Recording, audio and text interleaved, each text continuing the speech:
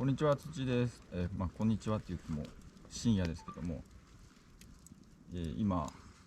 富士宮の秘密基地に来てまして、焚き火をしてるんで、その映像を撮りながら、動画を回したいなと思って、回しています。今日のテーマなんですけど、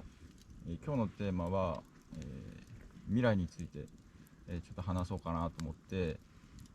今自分が電気工事の、専門チャンネルということでね、YouTube の登録者が5000人いって、今後どうしたいかっていうのをちょっと喋っておこうかなと、思いまして、このままチャンネルはね、育てて、伸ばしていくんですけど、ちょっと鴨頭さんとの対談でもね、少し話したりも、しましたけど、辞めるつもりで働くってすごくいいなっていうのがあったと思うんですけど、やっぱ辞めようって、考えて働いてると、その後ね、自分でやらなきゃいけないっていうことがいろいろね、営業とか、やってくれてることを今後自分がやらなきゃいけないって考えると、感謝の気持ちも出てくるし、いろいろね、覚えなきゃいけないっていうところが、自分のことになるので、そういった面でも辞めるつもりで働くってすごくいいなと思ってるんで、言ってるそういう気持ちで働くだけでもすごくいいメリットがあるんですけど、本当に実際辞めようとした時になかなか現実的じゃないというか、結構なハードルがあるなと感じていて、やっぱ電気工事のその職人さん同士の、現状を考えると、やっぱ独立しようって、考えた時になかなかしにくいところがあって、やっぱ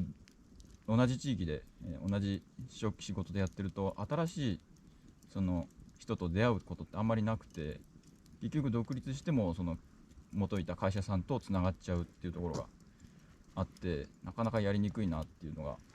あると思うので、やっぱそういうなんかコミュニティを作りたいなっていうのを考えていて、そのコミュニティで新しく転職するにも独立するにも、仕事のマッチングとかもいいなと思っていて、で、それを自分がやることに価値があるというか意味があると思ってるんですね。というのも、電気工事の YouTube で情報発信をしてるんで、それを見てくれてる人がほとんど入ってくれると思うので、勉強する気があるというか、電気工事に対して、本気で取り組んでる人しか入ってこないと思うんですね、その中に。なので、そのね、転職とその仕事のマッチングっていうのが、価値がまた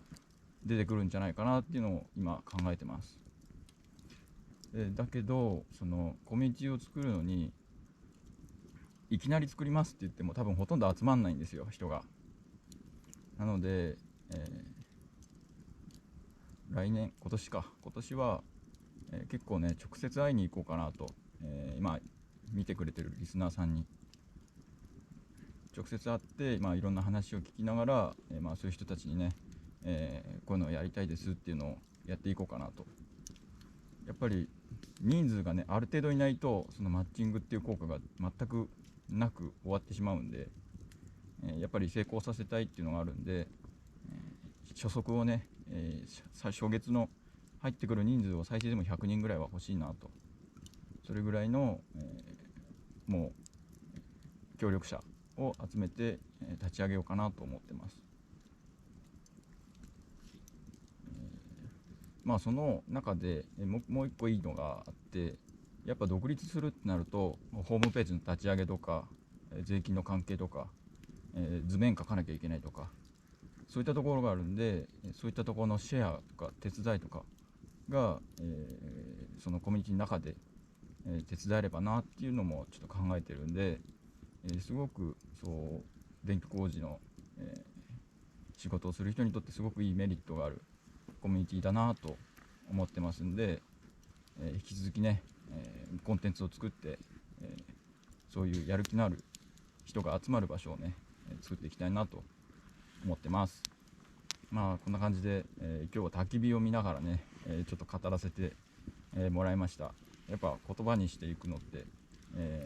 大事だなと思ってるんで、また何度もねこの話するかもしれないんですけど、まあ少しずつ一歩ずつ進めていきたいなと思ってますんで、引き続き応援してもらえると嬉しいです。そんな感じで今回終わります。ありがとうございました。